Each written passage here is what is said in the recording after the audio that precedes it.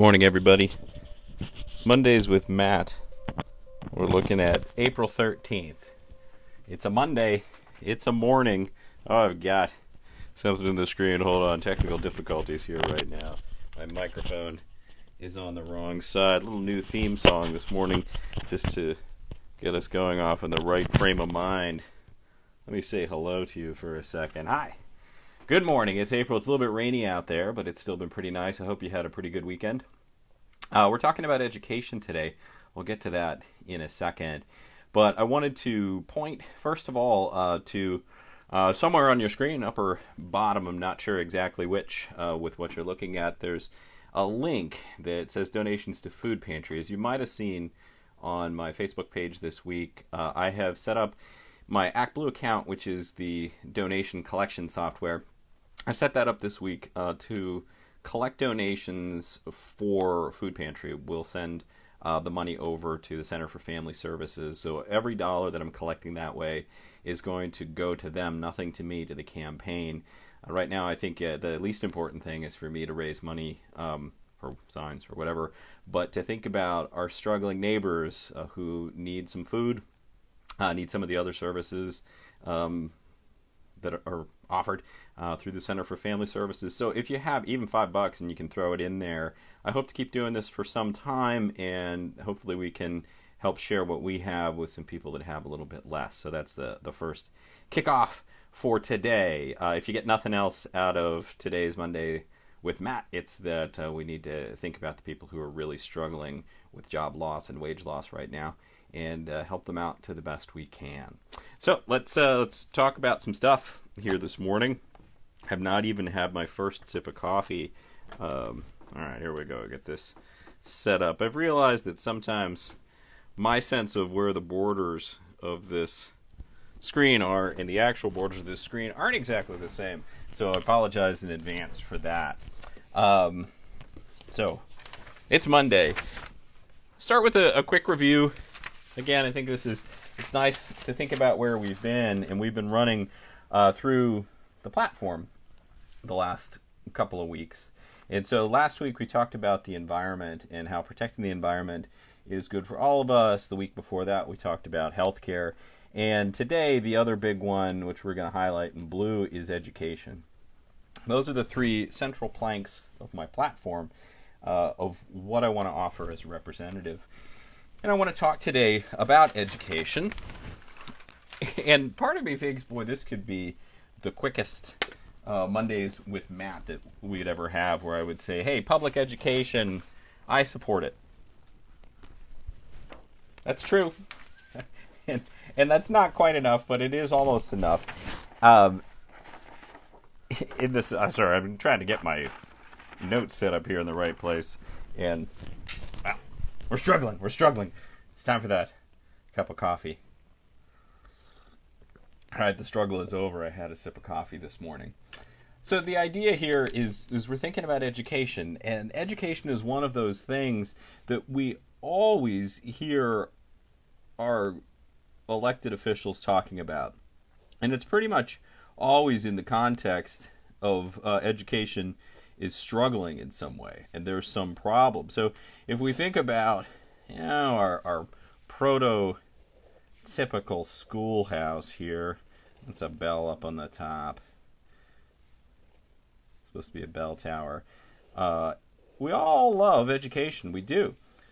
And we should, because education is one of the foundations of our country. And one of the greatest things we do as a civil nation is guarantee the education for all of our students. There's a little door to come in. It'll say school on the front, and we'll have some windows out here. We probably need to make sure this is a beautiful little red schoolhouse, something like that. But here's the thing. When I think about education and when I think about politicians, whether we're talking about politicians on the left or politicians on the right, now I think broadly this holds true. There's one of those sides tends to be more in favor of education, and one seems to be more antagonistic to education most of the time. I find myself thinking politicians, the main thing they like to do with education is criticize it. And largely, they don't do a lot for education itself, but instead use education as a pawn or a tool for themselves to claim that they're going to do something, or maybe even more so to... I'm going to slide this whole thing. Oh, maybe if I slide this. All right, because I think I was going to be off center. Back to the school there. So, when they talk about education and talk about educational problems, so we need this little category over here to think about our problems in education that we need to address. Number one is politics. Because what we see is education being used as a pawn in this political game. That's a pawn. All right, we'll color that in. Where elected officials are saying, oh, our schools are no good, our teachers are no good, our students are falling behind, etc., etc., etc. And there's never any conversation about the ways that our education does work. And there's very little respect that is often offered for our students and for our teachers. So I think we need to identify, first of all, what politicians are talking about, usually when they talk about education. And most of the time, the ideas they come up with related to education are not based on recognizing a problem in schooling, but instead it's something that they use as evidence to back up some other issue that they really have. And the big thing, and I'm going to make this a number 2, even though it's a subset of number 1, is privatization. And I don't mean this just in the context of schools. What I mean is that there's a strong bent through politics to wish to privatize everything. And so a lot of the education reform conversation we get is really just a different avenue for a belief in small government. And I mean that in a negative way. Not small government. Let me back up. I mean to criticize those who are talking about small government in this ways. It's people who use the phrase of small government to undermine the public value and to privatize everything. We saw that a couple weeks ago when we were talking about education. We see that also when we're talking about environmental protection in the platform. And we actually see that right now, even in the conversations related to a global health shutdown and bailouts. We see that there are more calls to support the privatized companies than there are the individual peoples. So by privatization, I'm talking about things like vouchers, of course. And I'm talking about things like charter schools. Now, I want to be clear, in certain places, there are understandable reasons why individuals find vouchers appealing or charter schools appealing. But we're not actually solving the problem of education with vouchers and charter schools. What we're actually doing is hastening a move to privatize education, to make them not public, not for the public good. And that's a problem because, again, the schoolhouse is fundamental to an American sense of civic responsibility and social mobility. And so, I don't know, maybe this is putting a little bit too much upon it, but it strikes me as almost being un-American to be against public education. Certainly it's unconstitutional if you read the U.S. Constitution, and it's unconstitutional relative to the Pennsylvania Constitution as well. All of that is to say, I believe that every individual should have the choice to go to the school that they so choose, whether that is a religious school or whether it's homeschooled or whether it's a private school, prep school, whether it's a public school. But what we need is the strong, robust support for public education so that every single child and every single person in Pennsylvania has the baseline option to attend a high-quality public school that's supported by dollars. Our dollars, public dollars. And by that I mean what we think about, first of all, which is the K-12 situation. I also mean pre-K and childcare, which is an important part of education and is an important contribution to individuals who are single parents or two-wage earning families where they need something. We need public investment in that. We also need to resume our public investment in PASHE. These are our 14 state universities, closest one being Edinburgh, which is right outside of District 6, but there are several people who are in District 6 who work or who have gone to Edinburgh University of Pennsylvania. These are 14 state universities that have been around a really long time, are actually the only 14 state schools in Pennsylvania. There are other state-related, like Penn State, but Penn State is not a state university, even though it's Pennsylvania State University. It's a little bit complicated the way that works. But we've undermined the support there. We need to bring that back, and we also need to think about filling the gap with community colleges. I know that this is something that has been a hot issue up in Erie. And what we're actually seeing here, I can draw a little line, I'm not going to actually draw it here, but privatization has sort of been an issue with community colleges. The fight is over whether there would be a public community college or sort of a distance ed model, private company community college. So I'll bring a little bit of coffee there. So I want to back up a second then and talk about myself a little bit, which is why we're here.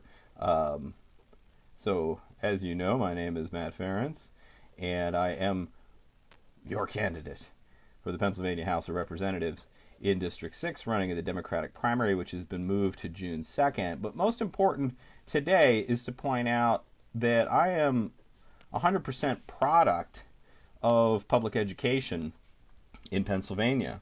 So my primary school was the Davis School, or that's what my dad called it, and I kind of like that, so I'm calling it that now, or called the University School. That was my K through 6th grade school, which no longer exists because, as with all wonderful publicly funded educational opportunities, the short-sighted bean counters got a hold of it and they closed it quite some time ago. So the Davis School was a lab school that was on the campus of Indiana University of Pennsylvania, and it was used as a training ground for student teachers out of IUP, one of the, at the time, the largest state university in Pennsylvania. Now Westchester is a little bit bigger than IUP.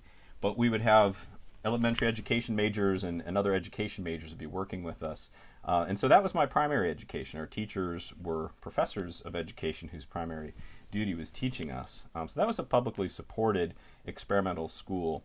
And then I moved in 7th grade to the junior high in the Indiana area schools, which was a great school district and a pretty well supported school district.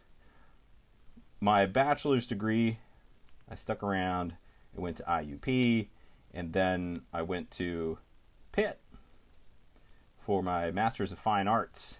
And then finally, after a little bit of time away, I had a brief sojourn at the University of Arizona, taught briefly at Clarion University of Pennsylvania. I finished up at WVU with a PhD. So I am public education, I'll put it up here, proof of public education.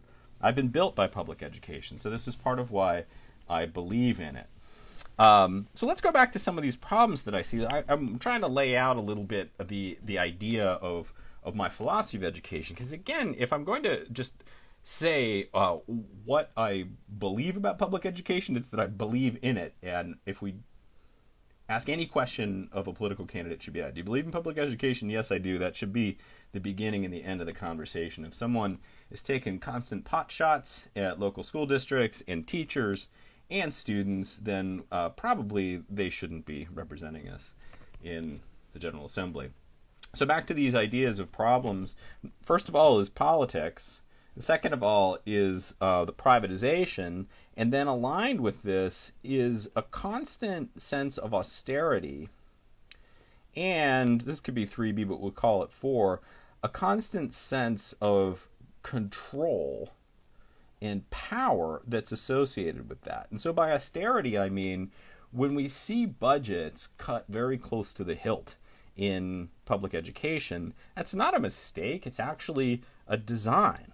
It's by those who want them to fail, who are pushing for privatization, and they actually are limiting the money so that there can be some suffering. So at any moment, you can say, well, look, the public education is not working. That's austerity politics. We see those austerity politics across the board these days. You're experiencing it probably today in some way. There's a lot of business management that's based on austerity as well. The idea that if you pay workers just enough that they won't quit, but not so much that they're fully satisfied, you have more control and power over them. So a lot of what's happening, I think, with the political problems is related to control and power of our teachers, who we've been taught to resent, and the control and power over students, who one of the primary outcomes of their education is to be under control by power structures so that we get them out into the workforce. And so I'm putting this as another problem of education, is a workforce ethos. There was a phrase, I actually took this to my first year class early in the semester, and it was just a seemingly throwaway paragraph in an article that talked about making sure our students were prepared for a changing workforce. Coffee slurp. And the idea of that, to make sure our students are prepared for a changing workforce, is the problem. It's this ethos that school is supposed to be an assembly line in some way, where our students get tossed out the window here and they get put on this conveyor belt right to a job. And not just to any job, because I'm not saying people shouldn't have jobs. They should. They need them. It's part of how we derive satisfaction in the world, how things go. But that if we set up a workforce ethos, we limit the horizons of our students so that they wind up only doing the things that we can imagine for them. That doesn't seem to be a good thing in my assessment. And again, I know this is actually kind of philosophical, and well, I'm a teacher, and thinking about underlying philosophies and values, but that's what's present in the way politicians are talking about it. They don't actually care about education. They care about privatization. They don't care about education. They care about making sure that our children wind up in the jobs they want them to have, not for them to be broadly educated in a way that would allow them, first of all, to see through political BS, and second of all, to actually imagine a world that is different. So we need to think about better ideas for education and better ideas of how to offer well-supported public education to our kids.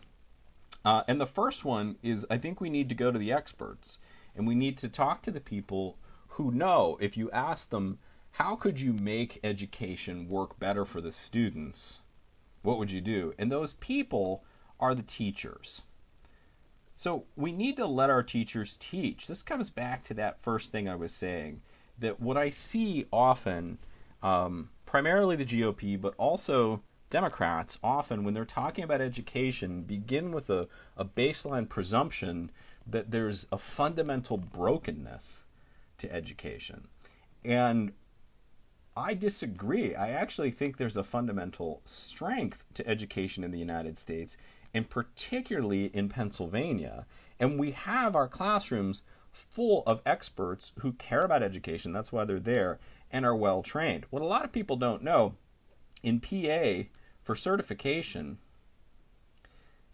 first of all, to get your BS in ed, you have to have a major, say in English, if you're an English major, but then you also have virtually a second major in education. Now, a lot of students, it takes them 5 years to do this because it's pretty tight. It's not quite a full second major, but it's very close to it. It's about a 10-class education program. So, and that's actually, by the way, almost a master's degree. It's on 3 credit hour places, it's 30 credits, and there are some master's degrees that are not a lot bigger than that. So we are graduating students with bachelors of science in education who are beginning teachers in Pennsylvania, who are extremely well trained, that they have a professionalized education with a content area and education, but that's not it.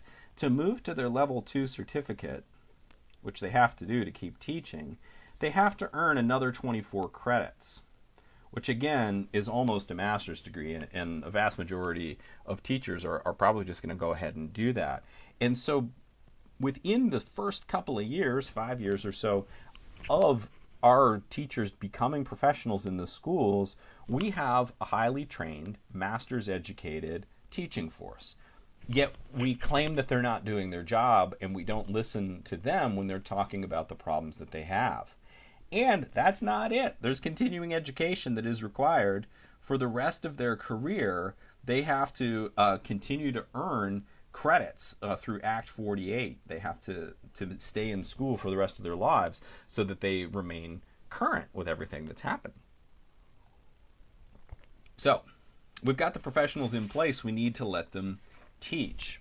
We also have a major problem in Pennsylvania, which is about funding. And we have to make funding equitable. All right, I'm looking at my screen to make sure I'm not writing off the screen here in some ways. I'm going to run out of real estate pretty soon, I think. We have local property tax funding for our schools in Pennsylvania. This is something we've touched on before, and that is a system that is set up for inequity because the funding for every school district is based on the property values of the homes and neighborhoods that are nearby. That's problematic. Because, I mean, obviously it's problematic. It doesn't take much to see that the lower the property values in an area, or the lower the incomes broadly in an area, the less funding there's going to be for the school district, or even more so, or equally as so, the more strain there's going to be on an area to pay the school taxes. That's the issue in Crawford County. If we went back to that first chart that I was talking about, well, I'll just quickly throw it over here. When we look at these issues, when Crawford County, we have a median income of $25.7 thousand and a 13.4% poverty rate versus a more affluent area up in Fairview, you can see that it's a lot easier to fund the strong schools in Fairview than it is to fund the schools in Crawford County, because property taxes are going to have to necessarily be a bigger bite for people's incomes in order to fund it. So we need to make funding equitable, and I really think that that's going to require a statewide commitment to equitable funding of schools. Nobody wants to get behind school tax reform, because there always are going to be some people who pay a little bit more, and often the people that are going to be asked fairly to pay a little bit more are the ones that have the most political clout.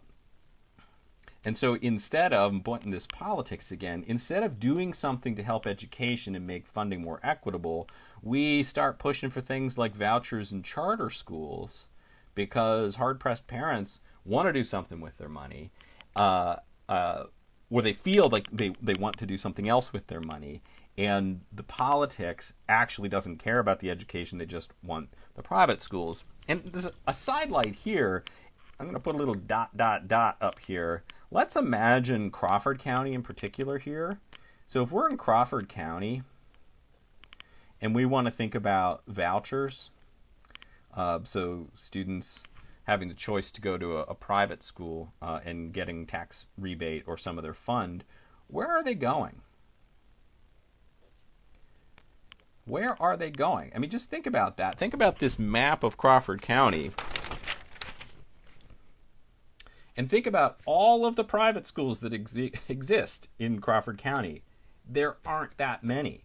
There are a few small schools, and some people choose to go to those, and that's great. Those are fine choices for them. But if we start passing statewide voucher systems, we're going to be defunding our public education system, particularly in the rural areas of Crawford County and across the Commonwealth, with no place for those students to go other than to stay in their now less funded districts. So when somebody is using the language of vouchers to talk about school choice to help struggling students, we have to understand that one of the biggest piles of people that are going to be helped by this are individuals who are already paying a lot of money for private education, who have the money to pay it, and are just going to get a nice fat check back from the Commonwealth. It's not actually going to help our students. So why we would ever have a rural representative pushing hard for vouchers doesn't make a lot of sense when the vast majority of our school kids are going to be hurt somewhat dramatically if we start having voucher systems that shunts that education away. But at the same time, we really do need to think about more equitable funding situations so that we can get the cash to make sure that our schools are well supported.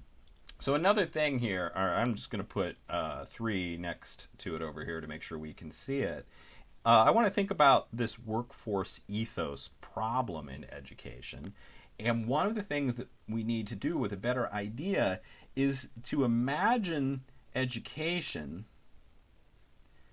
as preparation for an unknown future. And this is a really important point. It becomes more important every day. Anybody who's reading up on education and what schooling is doing for our kids, even if we want to think about the workforce, you recognize that the students who are in school now, even students who are at the university level now, are headed off to careers in jobs that may not have been invented yet in many cases. And so if we have this pipeline where we think about preparing students for controlled workforce, we're preparing them for a future that's constantly moving. So by the time they're at the end of that conveyor belt, that job not only might not be there, likely won't be there.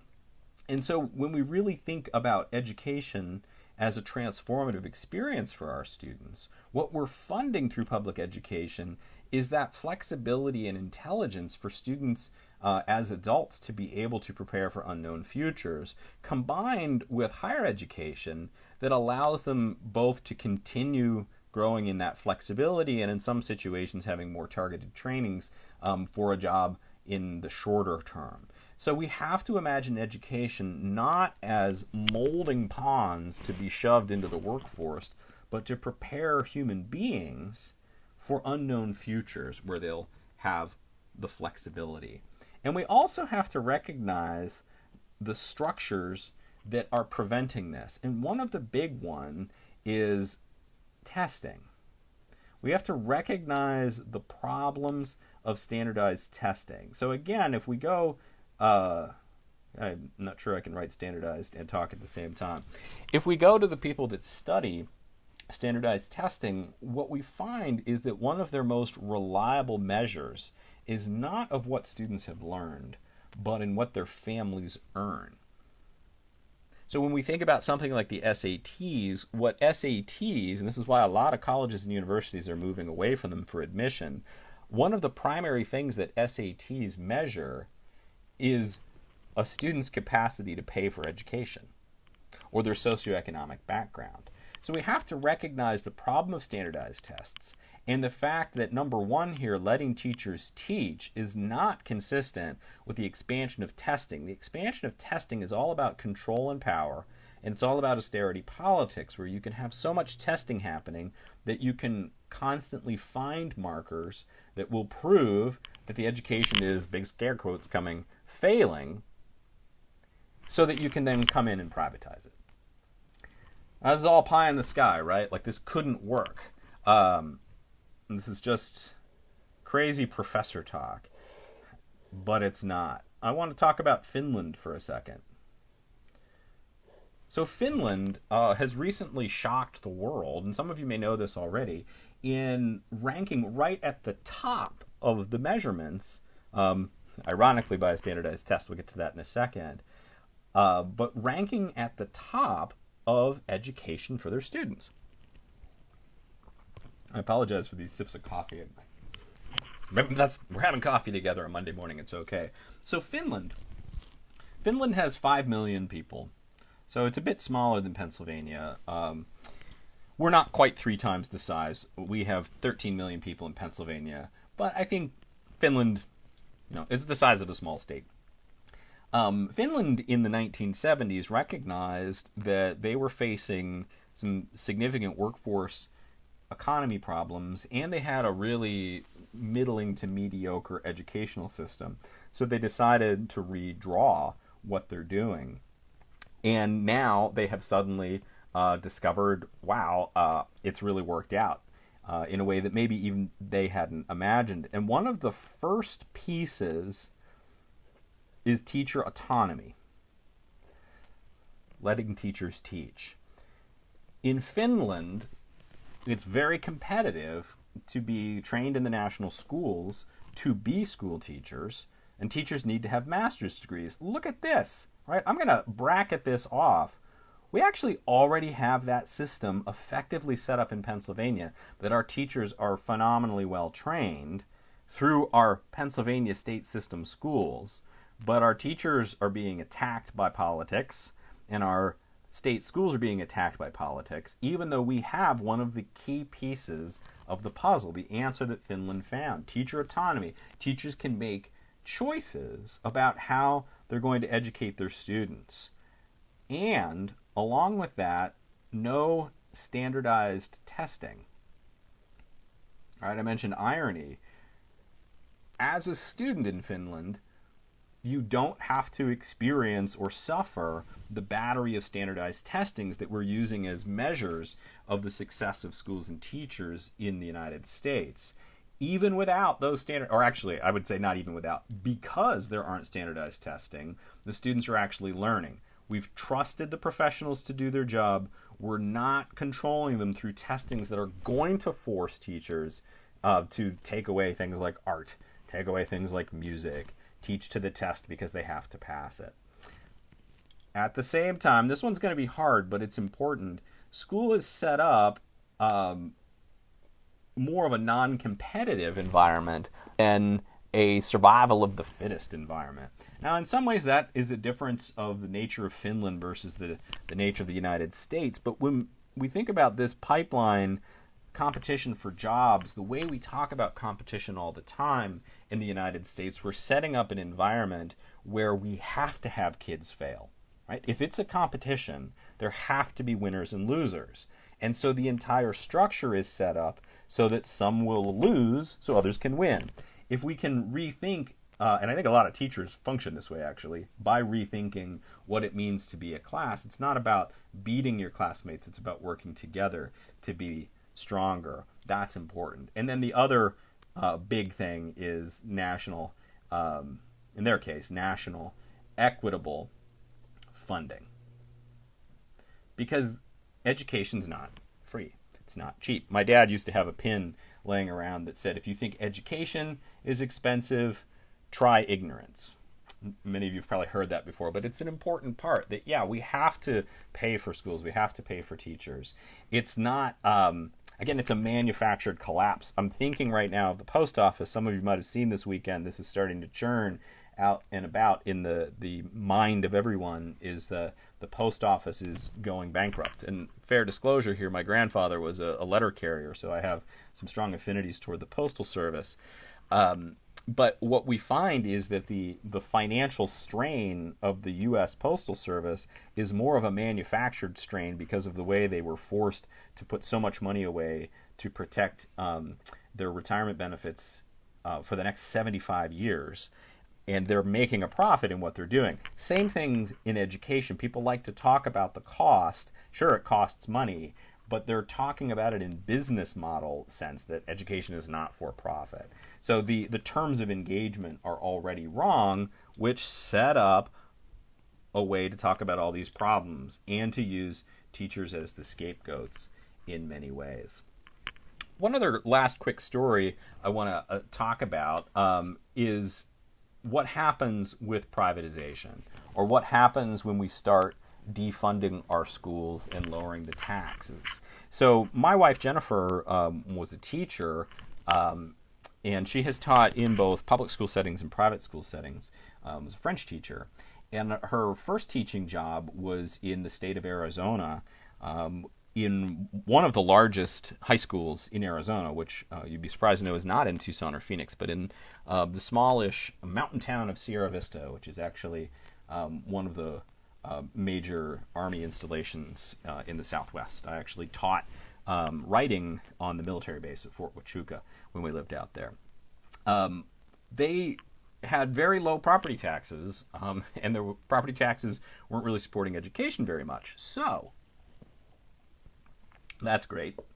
But two quick things that we recognize there. First of all, is even though they had a teachers union, it was very hard for them to get together and push for fair wages because there were a lot of individuals teaching in those schools who had spouses who were advanced officers at Fort Huachuca and had strong wages. And because teachers love teaching and want to do best for the kids, they'd say, well, I don't really need the money, so we're not going to fight for that. So that helped to suppress the wages. So Susan Powell has mentioned, I'll just throw it out there, that wealthy lobbyists want to privatize the U.S. mail service because they want to make profits. Exactly.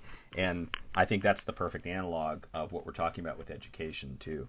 There is a reason. It doesn't have to do with the post office. It doesn't have to do with the education. It has to do with the politics behind it. So anyway, that first problem in Arizona was it was difficult to get fair wages for teachers because there wasn't an incentive for people to be paid. The other example, and this, I chuckle, but this one's terrible. They had a hard time paying for paper in the school because funding was so low. And so the school had this great idea for a fundraiser that would be fun, that all the teachers had the opportunity on a Saturday morning to go flip hamburgers at a local fast food restaurant to be paid minimum wage to raise money for paper in the schools. I cannot imagine a greater way to dehumanize and deprofessionalize teachers than to have them go work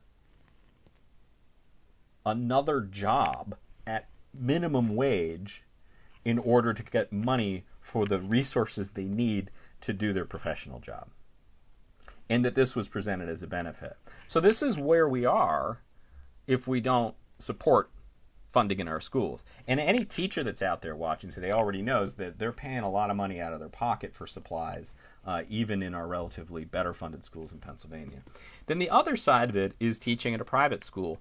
And I can speak to this as well, is one of the experiences of teaching at private schools is that it's cheaper because labor is devalued. And that's one of the big moves to privatization, is that you don't actually have to pay the fair wage. You can pay 20, 30, 35% less, and that's been the case.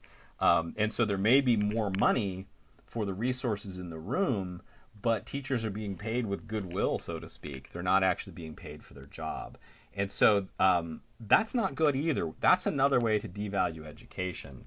I am a teacher. I'm a professor. I am a product of public education. I'm a strong supporter of public education. I think right now we're seeing the way our teachers are constantly ready to step up and help the students in their classrooms. I mean, I know there's a lot of ugliness that you can find out there if you watch social media, and one of the uglinesses that I've seen is a certain swath of people who are demanding that they get property tax refunds because the teachers aren't working anymore now that the schools are closed in Pennsylvania for COVID-19. And I can't even begin to imagine what those individuals are thinking, because teachers are working harder than they ever have in a new way. That we face a global pandemic, and teachers within 48 hours have taken classrooms and moved them into an online setting, which is very difficult to do. So our teachers are strong professionals who we need to give autonomy, we need to let them teach, and we need to give them the money to do it.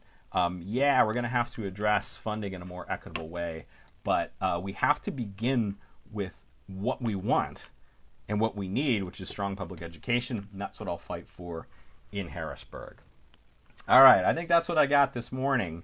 I've covered all three planks of the platform over the last 3 weeks. We'll talk about some other things of interest as we move forward. As always, if you have any questions, feel free to shoot me an email about them, or a direct message through Facebook about them. You could post them up in the comments relative or connected to this conversation. I'd love to engage some of those questions. Also, I want to reiterate for anybody who's come in a little bit late, is you'll see a link there that I am currently not collecting campaign money for me. I am collecting money through my campaign collecting software, 100% of which will go to local food banks to help support our neighbors who are suffering with job and wage loss. So if you have a couple of bucks you could throw in the kitty for that, that would be great. And I anticipate continuing to do that for some time. I also look forward to the moment when we can meet in person. We don't know when that'll be, and I'm happy that so many of us are taking this seriously and doing our social distancing thing and listening to a political candidate over Facebook instead of live. Let's get off on our week. It is Monday morning. I'm Matt Ferentz, running for the Pennsylvania House of Representatives. Have a good one.